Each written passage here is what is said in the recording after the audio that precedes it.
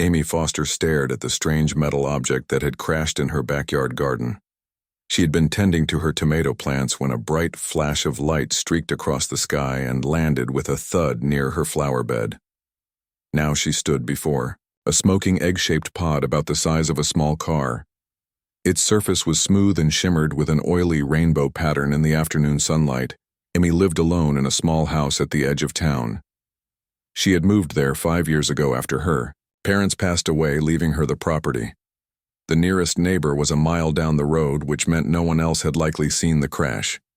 This was both a relief and a concern. She approached the pod carefully. It was warm, but not hot to the touch. No signs or markings were visible on its surface, just the strange shifting colors. Amy was a science teacher at the local high school, and her curiosity overcame her fear. She knocked gently on the surface. The sound was dull, as if the material was extremely dense. A seam suddenly appeared along the middle of the pod. A soft hissing sound followed, as the top half slowly opened like a giant eggshell. Inside lay a figure. Amy stepped back in shock. The being looked almost human, but with key differences. Its skin was a deep purple and seemed to have a faint luminescence. Its face had human features, but its eyes were larger with no visible pupils, just solid amber orbs. It appeared female with long silver hair that seemed to float slightly as if underwater. The being wore a fitted suit that matched its skin color. Amy stood frozen, unsure what to do. The creature in the pod was clearly injured. A blue fluid leaked from a wound on its side. Its chest moved with shallow breaths. Amy made a decision. She could not leave a wounded being regardless of where it came from. She reached into the pod and checked for a pulse, finding one strong but fast. The being opened its eyes and looked directly at Amy. A soft voice spoke in perfect English. "Help me, please." Then its eyes closed again. Amy acted quickly. She grabbed a garden blanket from her shed and carefully lifted the being from the pod. It was surprisingly light, weighing no more than a small child. She carried it into her house and placed it gently on the living room couch. The blue fluid continued to seep from its side. Amy retrieved her first aid kit and some clean towels. As she cleaned the wound, she noticed it was already starting to seal itself. The being seemed to be healing rapidly, but remained unconscious. Amy covered it with a light blanket and sat in the armchair opposite, watching and waiting. She knew she should probably call someone, the police or the military, but she also knew what would likely happen to this visitor. If authorities got involved, tests, experiments, possibly worse. Hours passed. Amy dozed off in the chair and woke to find the being sitting upright watching her. "Thank you for helping me." The creature spoke again, its voice melodic with an unusual accent. Amy sat up straight. "Who are you? What are you?" "My name is Lyra. I am an explorer from a world you call HD 219134B. We have been studying your planet from afar. Your species is not yet ready for official contact, but my ship malfunctioned during observation. I should not be here." Amy processed this information, feeling strangely calm. "Are there others looking for you?"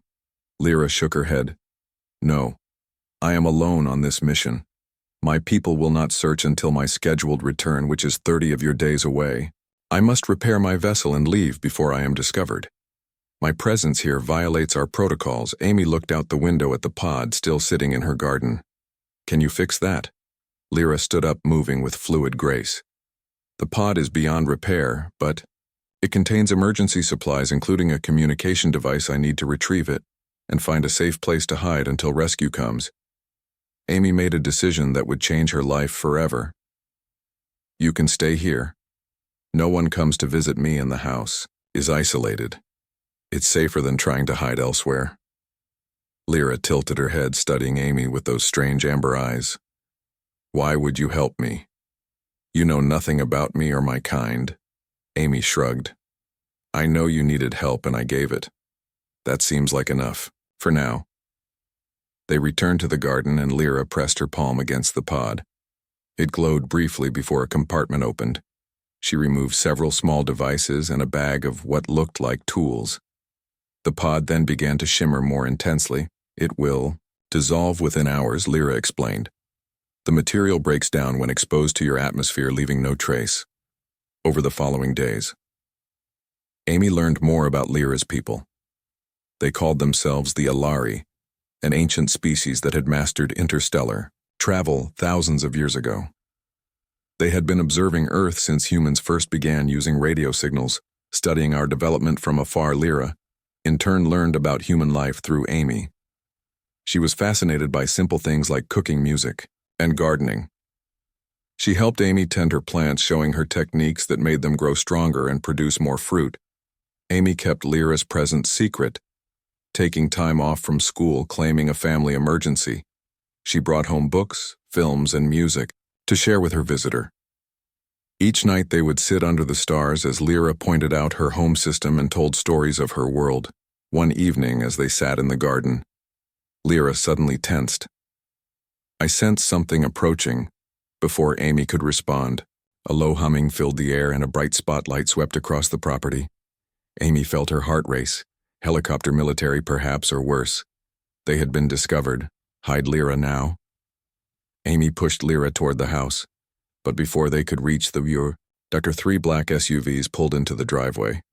Men in dark uniforms poured out, weapons drawn. A tall man in a suit approached. Stop right there, Ms. Foster. We know about your visitor. Federal agents have been tracking the energy signature since the landing. Amy stood protectively in front of Lyra. She won't be harmed. I won't let you take her. The man smiled thinly. That's not your decision. This is a matter of national security. Lyra stepped forward, placing a gentle hand on Amy's shoulder. It is all right. Friend, I knew this might happen. The agents surrounded them. Amy felt tears forming. She had grown attached to Lyra in their short time together. The thought of her being taken to some secret facility for experiments made her sick with worry as the agents moved to separate them. Lyra looked up at the night sky. A bright light suddenly appeared, growing larger by the second. The agents froze, weapons now pointed upward. It seems my people found me sooner than expected, Lyra said softly. The light descended rapidly, revealing itself to be a ship far larger than Lyra's pod. It hovered silently above the garden, bathing everything in soft blue light. The agents' weapons suddenly grew too hot to hold, forcing them to drop them. A voice spoke directly into everyone's minds. We have come for our explorer. Step away from her. The agents backed up, confusion and fear evident on their faces. The man in the suit spoke into his radio, but received only static. Lyra turned to Amy. I must go now, but you have shown me that humans are capable of compassion and friendship, qualities my people value highly. When the time comes for official contact, I will speak for humanity. Amy hugged her alien friend, tears flowing freely. Will I see you again? Lyra touched Amy's forehead gently. One day. Perhaps sooner than you think. A beam of light enveloped Lyra, lifting her toward the ship. As she rose, she raised her hand in farewell. The ship ascended rapidly, becoming just another star in the night sky. Within seconds, the government agent stood dumbfounded. The man in the suit approached Amy. We have questions, Ms. Foster. Many questions, Amy smiled. She suspected her life would be complicated for a while, but she had made a friend from another world. And somewhere out there, that friend was telling her people about the human who had shown kindness to a stranger from the stars. Susan Morgan walked through the alien market, trying not to stare at the various species around her. Even after 3 months on this space station, she still found it hard to believe she was here, the first human ambassador to the Galactic Council. The air smelled of strange spices, and the gravity was slightly lighter than Earth, making her feel bouncy with each step. The station, called Harmony Point, was home to representatives from over 50 different worlds. Susan had met beings with multiple limbs, beings made of living crystal, and even beings that existed as clouds of sentient gas.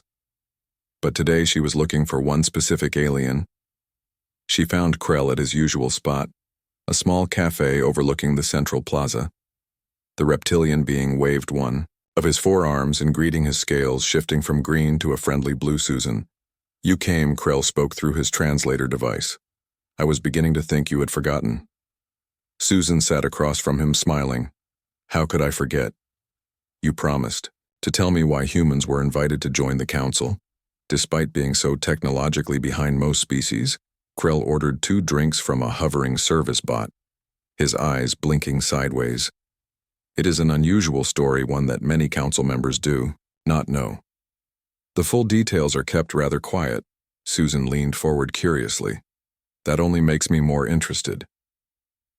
The drinks arrived, one steaming blue liquid for Krell and a cup of what passed for coffee for Susan. Krell took a sip before beginning. Do you know of the Viridian conflict? Susan shook her head. I don't think so. 50 of your Earth years ago, the Viridians were the most aggressive species in this sector of the galaxy. They did not believe in cooperation, only conquest. They had technology, far beyond what humans currently possess, and were systematically taking over worlds. Susan listened carefully. The history she had been given when selected as ambassador had mentioned nothing of this. They had already conquered 7 systems when they set their sights on a small planet in a remote system. Krell continued. A world called Earth. Susan nearly spilled her drink. Earth. But we never detected any alien presence until 5 years ago when your scout ship entered our solar system. Krell made a sound that was his species' version of laughter. That is what your governments told your people. The truth is more complicated. The Viridian scout ships were approaching Earth, preparing for invasion, when something unexpected happened. Their ships began to fail one by one. They crashed on your planet. Susan frowned. But surely we would have found alien wreckage. You did, Krell said many times, but those who found it were sworn to secrecy. Your governments called them weather balloons, experimental aircraft, or military tests. The truth was hidden from the general population. But why did their ships fail? Susan asked. Krell leaned closer. That is the interesting part. The Viridians possess a unique biology. Their bodies produce a natural antibiotic that keeps them healthy.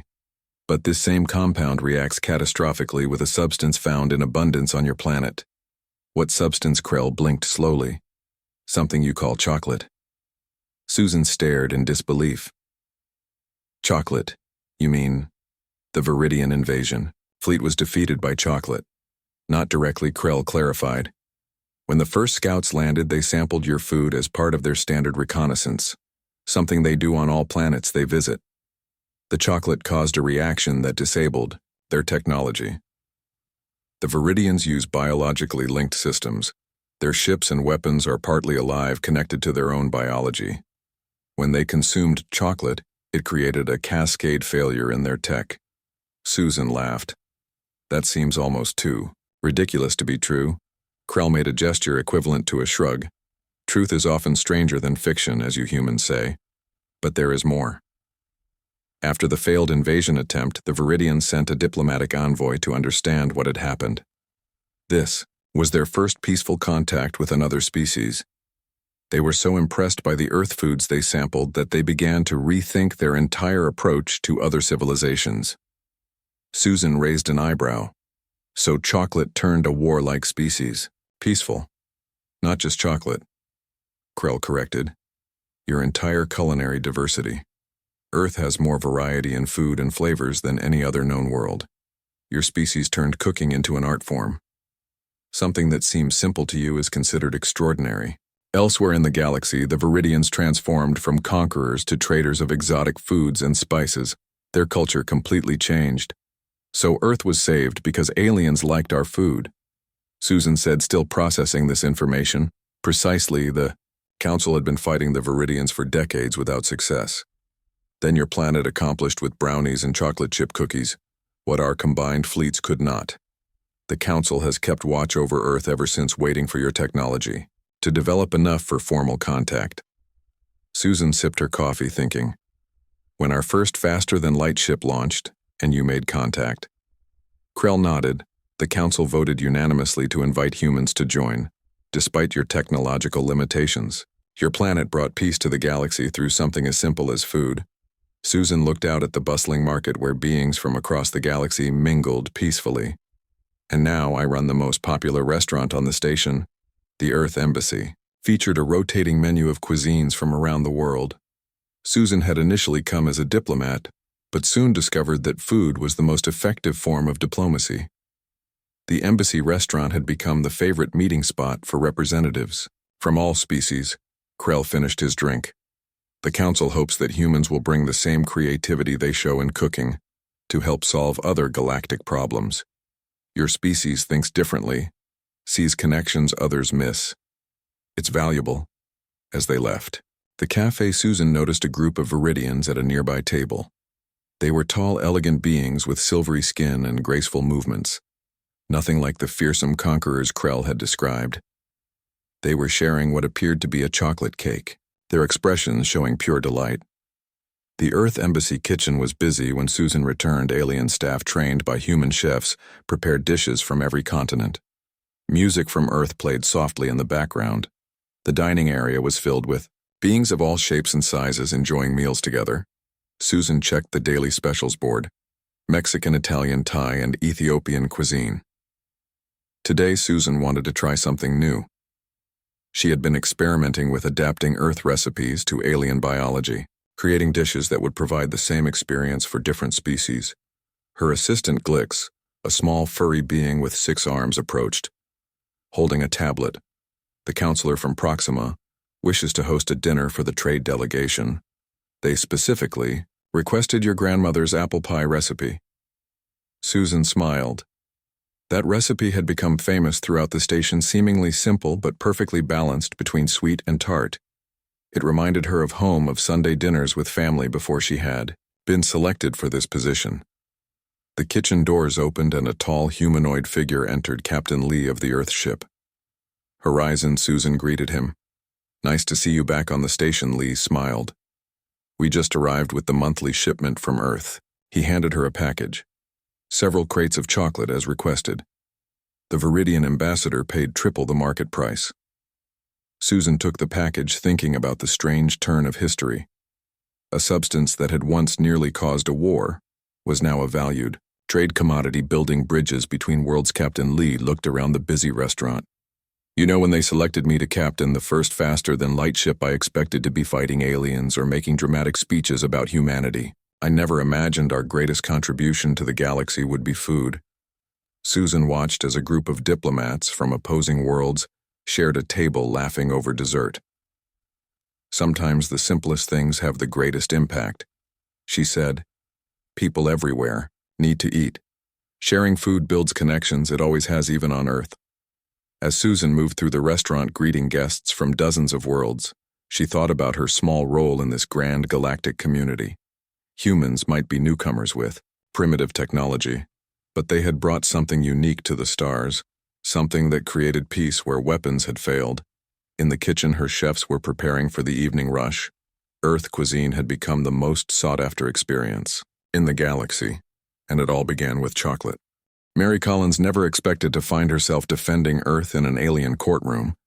Yet here she stood in a vast chamber with crystalline walls that shifted colors with the mood of the gathered assembly. She was the only human in a room filled with beings from across the galaxy. Some floated in suspension tanks, others perched on gravity platforms designed for their unique physiologies. All wore the same expression of judgment, at least those with faces that Mary could read. The Galactic Federation had discovered Earth 6 months ago. Their massive ships appearing in orbit had caused global panic until they established peaceful contact. They came not to conquer, but to evaluate Earth's civilization for membership in their interstellar community. Mary had been selected as Earth's defender, not because she was a diplomat or scientist, but because she was a kindergarten teacher from Iowa. The aliens had specifically requested someone who worked with children. They believed such a person would best represent the true nature of humanity. The central dais held the 7 adjudicators, beings of great age and wisdom from the founding species of the Federation. The chief adjudicator, a tall, willowy creature with luminescent skin, addressed the assembly. We continue the evaluation of species designation Earth-Human. Mary Collins will respond to the final challenge before our judgment is rendered. Mary smoothed her simple blue dress, feeling entirely out of place. She had spent weeks learning about the Federation, answering countless questions about Earth history, culture, technology, and values. Most concerning to the Federation was humanity's violent history and the damage done to Earth's ecosystem.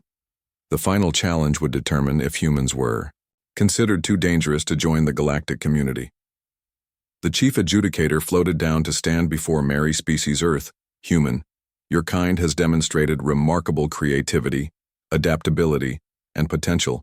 However, your tendency toward violence and self-destructive behavior concerns us. We have one final test, a holographic display activated in the center of the chamber, showing images of Earth seen from space. Its blue oceans and swirling clouds, Earth with its sprawling cities and scarred landscapes, Earth with its wars and conflicts. The chief adjudicator gestured to the images. Your species stands at a crossroads. You have the technology to destroy yourselves, yet also the capacity to reach the stars. We must determine which path you are most likely to take. Mary nodded. Understanding the gravity of the moment, from the shadowed area of the chamber came another alien. A small gray being with large eyes. The Federation scientist Zorax stepped forward carrying a device resembling a silver sphere. This is the Revelation Orb, Zorax explained. It contains a simulation of advanced technology far beyond your current capabilities. If provided to humans, it would allow you to solve your energy crisis, cure most diseases, and expand to other planets in your system. However, it could also be weaponized to create destruction beyond your imagination. Zorax placed the orb on a pedestal between them. Your test is simple, human. You must decide if your species should receive this knowledge now or if the Federation should withhold it until you have further evolved. We will honor your choice, but you must convince us your decision is correct. Mary stared at the orb, her mind racing. This single decision would affect the future of humanity. The pressure was overwhelming. She was a kindergarten teacher, not a world leader. Who was she to make such a choice? She thought of her students, their innocence, their capacity for both kindness and cruelty, their potential. She thought of human history, its terrible wars and remarkable achievements. She thought of the present day with its mix of cooperation and conflict. Mary took a deep breath and looked up at the assembled aliens. I believe the orb should be withheld from humanity at this time. Murmur ran through the chamber. The chief adjudicator raised a hand for silence. Explain your reasoning. Mary stepped forward. I love humanity. I believe in our potential, but we are not ready for such power. We still fight over resources and ideologies. We still allow people to starve while others have abundance. We have not learned to fully care for our own planet. Why should we be trusted with the power to reshape it or to reach others? The holographic display shifted, showing scenes of war, poverty, and environmental destruction. But Mary continued the display, changing to show people helping after disasters, scientists working together, families celebrating. These images also represent humanity. We contain both darkness and light, cruelty and compassion. All intelligent species must, I would guess. Several of the aliens nodded in agreement. Mary touched the orb lightly. This knowledge is like giving a child a spacecraft. They might fly it successfully, they might crash it, or they might use it as a weapon. We are still children in cosmic terms. We need time to grow into our responsibilities. Zorax studied her. This answer suggests your species is primitive and unready for membership in the Federation. Does this not concern you? Mary smiled. My classroom rule is that we must earn privileges through responsibility. When my students show they can use scissors safely, they earn the right to use them unsupervised. When they demonstrate respect for books, they can visit the library independently. Privileges come with demonstrated maturity. She gestured to the Federation representatives. We would be honored to join the Federation to learn from you and eventually contribute. But we should earn advanced technology through our own development. That way we will understand its foundations and respect its power. We need guidance, not shortcuts. The chief adjudicator conferred quietly with the other adjudicators. Then it turned to Mary. You speak wisdom, unusual for a developing species. Most representatives argue passionately for immediate technological gifts, believing it the quickest path to acceptance. Mary shook her head. My students often want the reward before completing the work too. But true growth comes from the journey, not just reaching the destination. The chamber lights shifted to a warm golden hue as the chief adjudicator raised its arms. The Federation has reached its decision. Species Earth human has passed our final test. The true evaluation was not whether you would accept or reject the orb, but whether you understand the responsibility that comes with advancement. Mary Collins demonstrated wisdom in recognizing that technologies must be earned through ethical development, not merely granted. Mary felt relief wash over her. Humanity is hereby classified as a protected developing species. The Federation will establish an outpost in your solar system to offer guidance and limited technological exchange appropriate to your development level.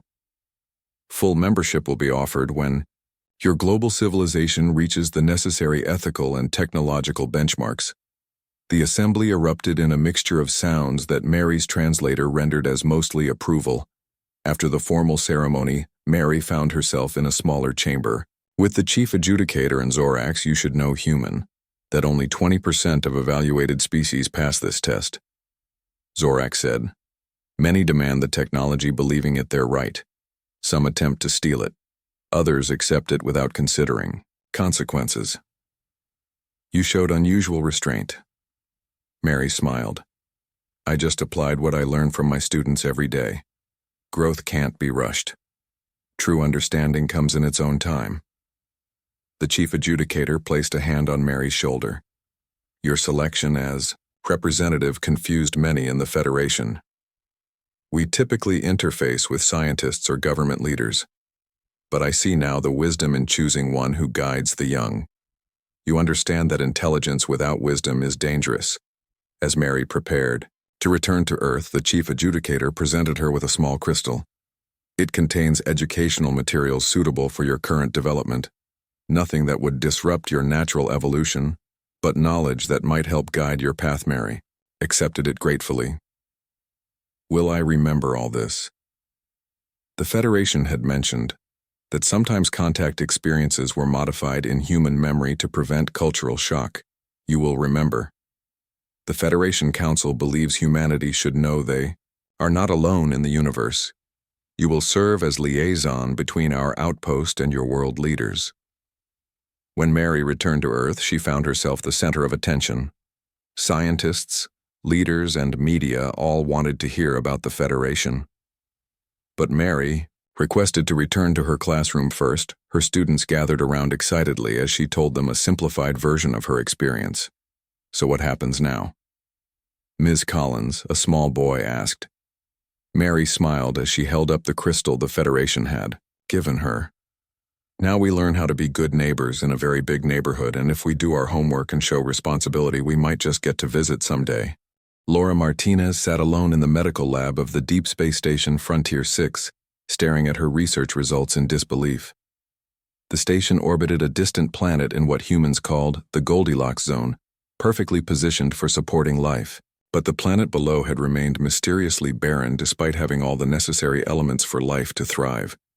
It was a puzzle that had brought Laura and her team across 12 light years from Earth. She rubbed her tired eyes and checked the results again. The soil samples from the planet contained all the right chemical components: water, carbon, nitrogen, everything needed for life. But something was missing, a catalyst perhaps, or some unknown factor. The research team had spent months trying to understand why life had never emerged on a world so perfectly suited for it. The lab door opened with a soft hiss as Captain Diane Wu entered, carrying 2 cups of synthetic coffee. She handed one to Laura. "Still at it?" she asked, leaning against the lab counter. "You should get some rest. The planet has been lifeless for billions of years. It can wait another day." Laura took a grateful sip of the bitter liquid. "Thanks. But I'm close to something, I can feel it." "Captain." Wu smiled. "That's what you said last week and the week before." Laura pulled up a holographic display showing molecular structures. "Look at this pattern. It's almost like the soil is waiting for something. A missing ingredient." Captain Wu studied the display. "Life on Earth began in the Yadar, primordial oceans, not on land. Have you tested the water samples thoroughly?" Laura nodded. "Every test imaginable. And nothing explains the planet's sterility." A message flashed on Laura's screen. The automated probe had completed its latest scan of the planet's surface. The two women reviewed the data together. Something caught Laura's attention. "Wait, what's that?" She pointed to an anomaly in the geological scan. A perfectly spherical chamber deep beneath the planet's surface. Its walls composed of an unknown material. Captain Wu frowned. "That can't be natural. It's too perfect." Within hours, the discovery had energized the entire research station. The 20 crew members gathered in the command center as Laura presented her findings. "The chamber appears to be artificial," she explained, showing the detailed scans. "It's approximately 500 meters in diameter, buried 2 kilometers below the surface. The material doesn't match anything in our database." Dr. Patel, the station's xenobiologist, raised his hand. "If it's artificial, that means..." Captain Wu finished his thought. "Someone or something built it. This changes everything." The station's archaeologist, Dr. Chen, examined the scans closely. The chamber appears to have been there for millions of years. Based on the surrounding rock formations, it's not recent. The crew debated what to do next. Some argued for caution, suggesting they should send the data back to Earth for analysis before proceeding. Others, including Laura, pushed for immediate exploration. Captain Wu made the final decision. "We came here to discover. We can't turn back now. We'll send a team to investigate, but we'll take every precaution." 3 days later, Laura found herself in a landing shuttle with Captain Wu, Dr. Chen, and Security Officer Rivera. The shuttle descended through the planet's thin atmosphere toward the coordinates above the buried chamber. The barren landscape below looked like a mix of Mars and Earth's deserts with rusty soil and jagged rock formations. No sign of life was visible. From above, they landed near a small mountain range and deployed the drilling equipment. It would take hours to create a shaft deep enough to reach the chamber. As the drilling progressed, Laura collected additional soil samples, testing them with her portable analyzer. The results remained consistent with previous tests. Perfect conditions for life. But no life had ever taken hold. Officer Rivera monitored the security perimeter, though there was little expectation of danger on a lifeless world. Dr. Chen prepared the archaeological equipment, including small drones that would enter the chamber first, to assess safety and collect preliminary data. By nightfall, the shaft had reached the outer wall of the mysterious chamber. Captain Wu gathered the team around the drill site. "Remember, we observe only no unnecessary risks. If the drones detect anything unusual, we retreat and reassess." Laura nodded, though excitement made it difficult to remain cautious. They were potentially about to make the greatest discovery in human history, evidence of alien civilization. The drill finally breached the chamber's wall. A rush of air escaped from the opening ancient atmosphere that had been sealed for millions of years. The team's environmental suits protected them as they collected samples of the gas for analysis. The drones went in first, their lights illuminating the darkness beyond. Small flying machines equipped with sensors, cameras, and sampling tools. They transmitted images back to the team's tablets. Laura gasped as the first images appeared. The chamber was not empty. Inside was what appeared to be a garden. Crystalline structures resembling plants rose from the floor, glowing with faint internal light. They were arranged in patterns, clearly not random but following some unknown design philosophy. In the center stood a raised platform with a single object, a sphere about 1 meter in diameter. "Incredible," Chen whispered. "It's been preserved somehow." All this time, after confirming, there were no detectable hazards. The team entered the chamber through the drilling shaft. Their suit lights added to the soft glow of the crystal structures, creating dancing shadows on the smooth walls. Laura approached one of the crystal formations. Carefully, it resembled a tree with branches spreading upward. Each branch ended in a cluster of smaller crystal shards that caught and refracted light. The entire structure hummed faintly at a frequency just at the edge of human hearing. "This isn't just art," Laura said after scanning the formation. "It's technology. These structures are machines of some kind."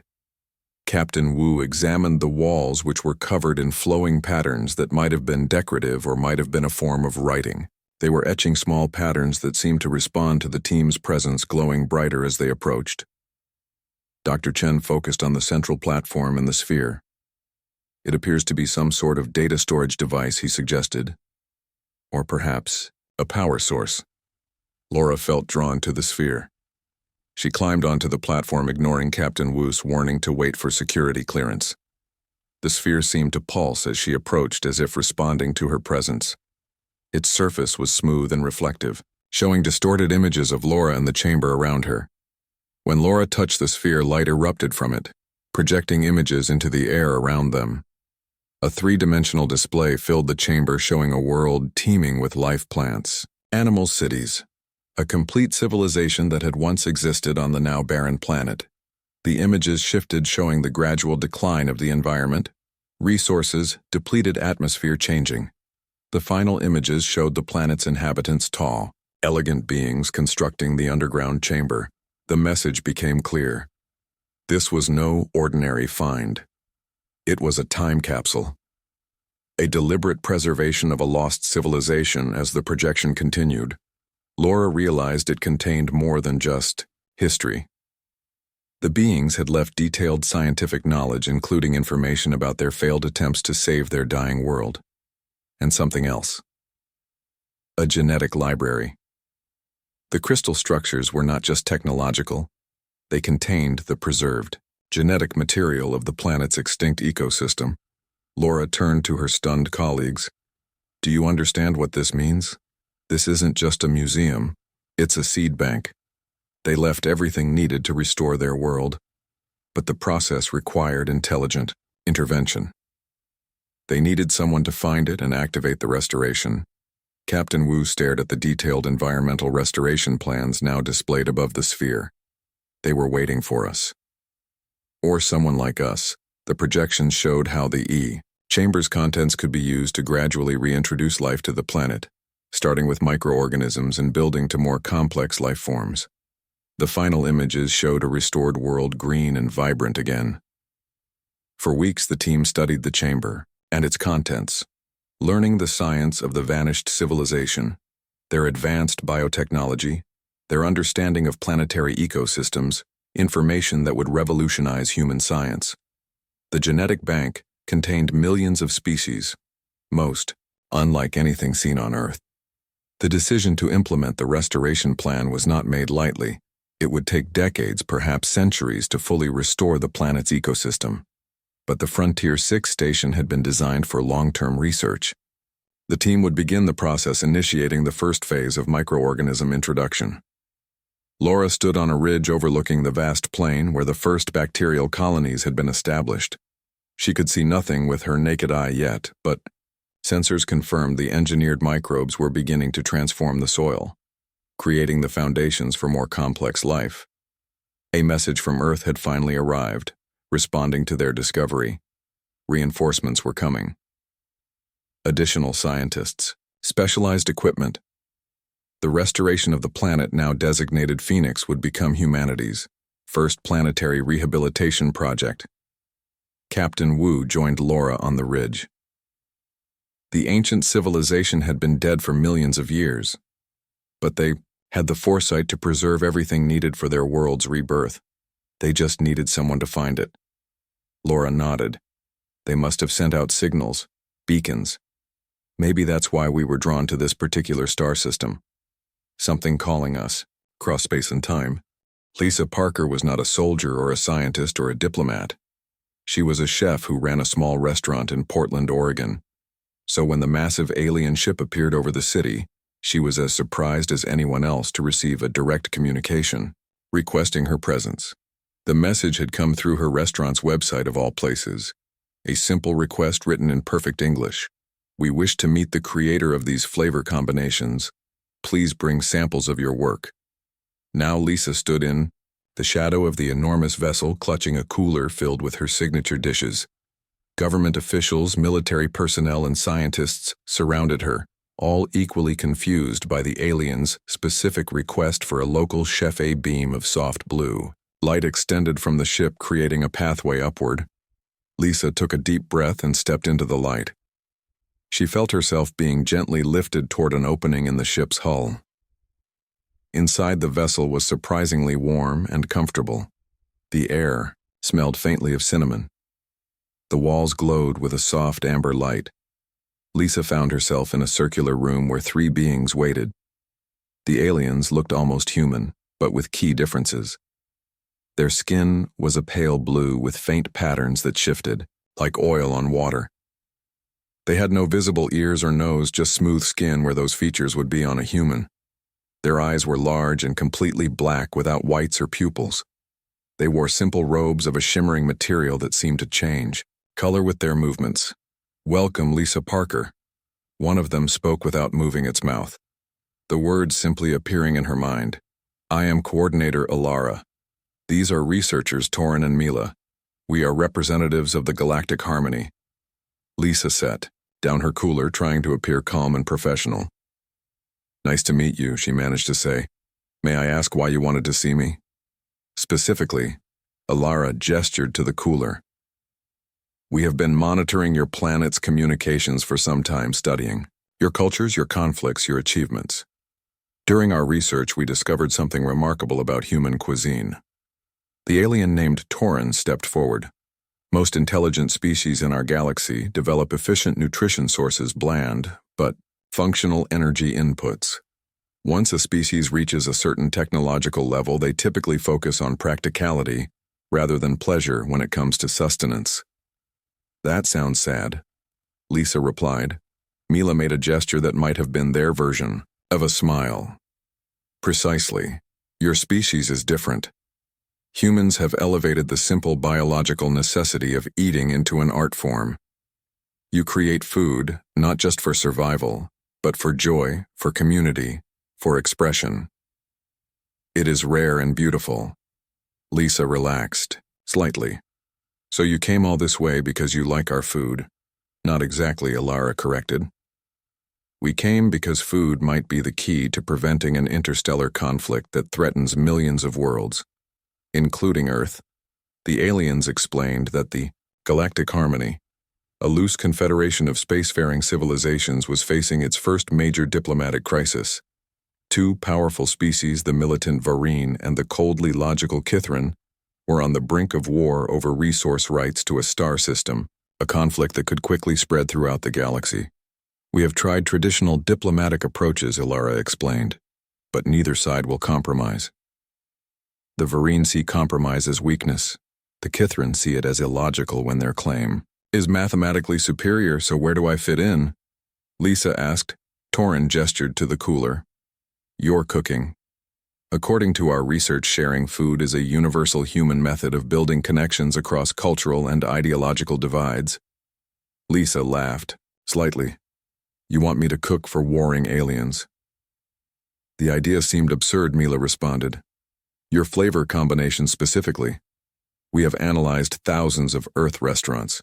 Your creations show a remarkable balance of contrasting elements. Sweet and savory, soft and crunchy, mild and spicy.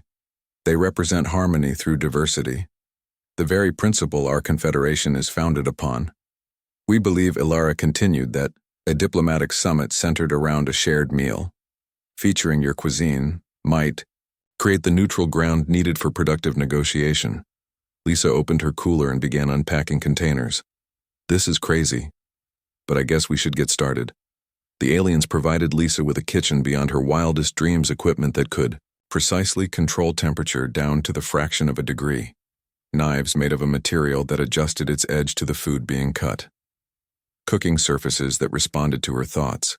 For 3 days, Lisa worked creating a menu that would showcase Earth's diverse culinary traditions while remaining accessible to alien biology. The Galactic Harmony provided information about what ingredients would be safe and appealing to both the Varine and Kithrin. The diplomatic summit was held on the neutral ground of the ship still hovering above Portland. The Varine arrived first. 6 tall, muscular beings with ridged foreheads and amber eyes. They moved with military precision, their expressions suspicious. Their translator devices rendered their growling language into clipped English. The Varine commander inspected the dining area. "Where are the weapons?" Alara explained. "This is a meal, not a battle. Weapons are not permitted." The commander seemed confused. "The purpose is to determine superiority. If not through combat, then how?" Through experience, Ilara replied. The Kithrin delegation arrived next, four slender gray-hued beings with six-fingered hands and large eyes that blinked vertically. They moved with precise efficiency, studying everything with calculating gazes. The Kithrin representative spoke in a monotone. We have calculated a 78.6% probability that this meeting will be unproductive. Lisa watched from the kitchen as the two species took their places at opposite ends of the long table. The tension was palpable. She took a deep breath and began serving the first course. It was a simple dish, a clear soup with delicate dumplings floating on the surface. Inside each dumpling was a different filling, ranging from mild to spicy. Lisa explained to the gathered aliens. This soup represents diversity. Each dumpling offers a unique experience, but they exist together in the same broth. The Varine commander cautiously tried a dumpling. His eyes widened. This contains fire, he declared with approval. The Kithrin representative analyzed the soup. The balance of sodium to acid is mathematically elegant. The being admitted, course after course. Lisa presented dishes that told stories of human cooperation and diversity, a shared platter of small bites representing different Earth cultures, rice and noodle dishes showing how the same ingredients could create entirely different experiences, desserts that combined unexpected flavors into harmonious wholes. As the meal progressed, something remarkable happened. The Varine and Kithrin began to discuss the food, comparing their experiences, questioning Lisa about her techniques. The conversation gradually shifted from the meal to their conflict. The Varine commander gestured with a utensil. Your spice blend contains 7 elements that should conflict, yet they work together. How Lisa smiled. It's about finding balance, not eliminating the conflicts, but using them to create something better than the individual parts. The Kithrin representative tilted its head. This principle could apply to resource allocation in the disputed system. Perhaps a cooperative approach would be more efficient than division. By the final course, the atmosphere had transformed. The two species were sketching ideas on tablets, creating models for shared development of the contested star system. Lisa returned to the kitchen where Ilara waited. Your mission appears successful. Human Lisa laughed as she began cleaning up. I just cooked dinner. The diplomacy was all them. Ilara placed a hand on Lisa's shoulder. You underestimate the power of what you do. The simple act of sharing food created a connection that formal negotiation could not. In many ways, your cooking embodies the best qualities of humanity: creativity, adaptability, the ability to find harmony and diversity. When the summit concluded, the two species had reached a preliminary agreement, a joint development plan that would benefit both civilizations. The first step toward avoiding a devastating war. Lisa prepared to return to Earth. Ilara presented her with a small device. This will allow us to contact you directly.